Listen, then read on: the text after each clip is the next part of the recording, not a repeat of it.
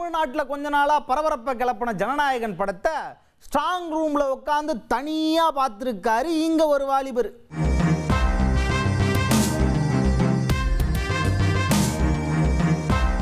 தியேட்டர்லேயே release ஆகாத படத்தை, ஓடிடிலேயே வெளியாகாத படத்தை ஒய்யாரமாக உட்காந்து தனியாக பார்த்தது மட்டும் இல்லாமல் அதை ஃபோட்டோ பிடிச்சி ஸ்டோரி போட்டு சொந்த செலவுலையே சூனியம் வச்சுக்கிட்டாரு இந்த தங்கத்தம்பி. வாங்க இந்த தங்கத்தம்பியோட கதையை முழுசா பார்ப்போம்.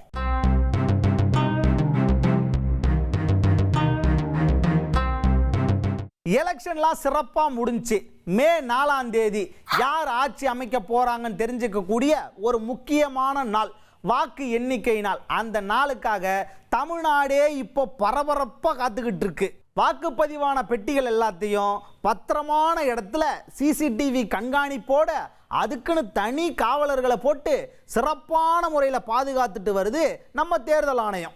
அப்படித்தான் அண்ணா பல்கலைக்கழகத்திலையும் ஒரு கட்டுப்பாட்டு அறையில் பெட்டிகள் எல்லாம் பாதுகாப்பாக வச்சு பாதுகாக்கப்படுது. அங்கே ஒப்பந்த ஊழியராக வேலை பார்க்கக்கூடிய யுவராஜுங்கிற வாலிபர் தான் சம்பவத்தன்னைக்கு வேலை பார்க்காம வேற ஒரு வேலையை பார்த்து இவ்வளோ பெரிய பிரச்சனையை கிளப்பி விட்டார்.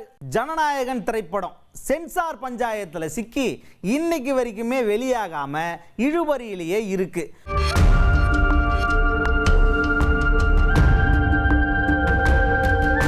இந்த நிலையில தான் கடந்த சில நாட்களுக்கு முன்னாடி ஜனநாயகன் படம் மொத்தமா இணையத்தில் வெளியாயிடுச்சு. அது பெரும் பரபரப்பையும் ஏற்படுத்துச்சு. அந்த படத்தை தான் ஒப்பந்த ஊழியர் யுவராஜ் லேப்டாப்ல போட்டு பார்த்துருக்காரு.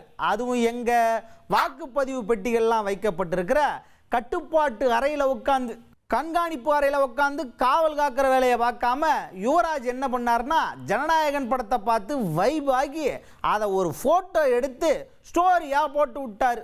அந்த போஸ்ட்டுக்கு அவர் போட்ட கேப்ஷன் இருக்கே அதுதான் ஹைலைட்டு.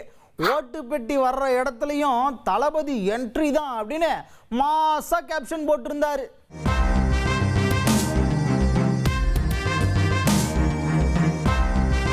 இந்த விஷயம் இணையத்தில் ட்ரெண்டாக அது தேர்தல் ஆணையத்தோட காதில் போக நேராக சென்னை காவல்துறைக்கு ஒரு புகார் கொடுக்கப்பட்டுச்சு.